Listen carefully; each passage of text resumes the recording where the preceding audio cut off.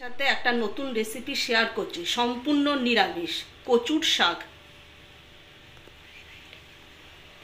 কচুর শাকটা আমি কেটে ধুয়ে অল্প একটু নুন দিয়ে সেদ্ধ করে রেখেছি। এখানে কচুর শাকের জন্য নিয়ে নিয়েছি 2টো কাঁচা লঙ্কা আর অল্প একটু আদা আর গোটা জিরে নিয়ে নেবো। এটা মিক্সিতে পেস্ট করব। গোটা জিরে আর একটু সামান্য জল নিয়ে নিচ্ছি, এগুলো মিক্সিতে পেস্ট করে নেব। খুলে দেখে নিচ্ছি মিক্সিতে মশলাটা পেস্ট করা হয়ে গেছে।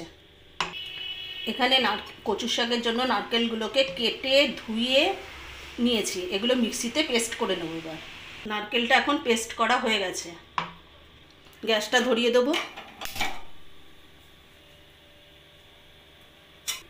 দাঁড়া এখন কড়াইতে একটু সাদা তেল দিয়ে দিলাম। তেলটা গরম হয়ে গেছে, এবার একটু সাদা জিরে দিয়ে দেবো। ওটা মিক্সিতে পেস্ট করা মশলাগুলো এখন দিয়ে দিচ্ছি।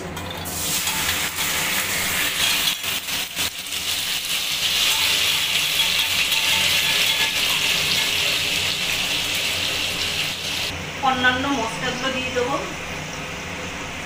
নুন, স্বাদ মতো নুন, হলুদ গুঁড়ো দিয়ে দিচ্ছি। এবার মশলাটাকে ভালো করে নাড়িয়ে নেব।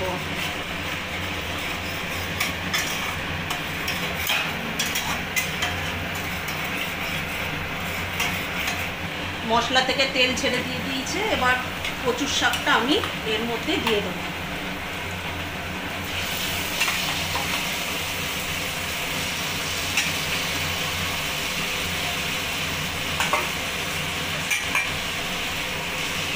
ভালো করে নাড়িয়ে নেব।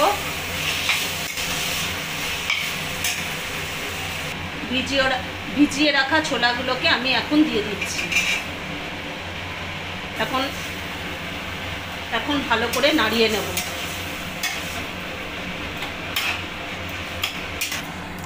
মিক্সড করা নারকেলগুলোকে পেস্ট করা ওগুলোকে দিয়ে দিলাম। নারকেলগুলো,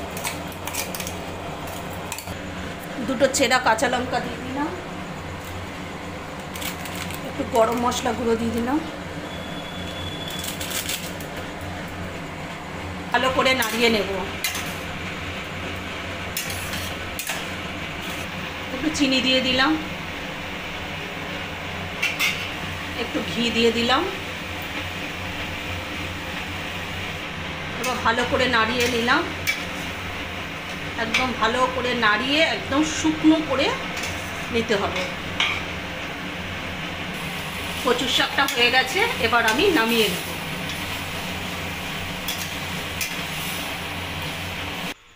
কচুর শাকটা একদম রেডি।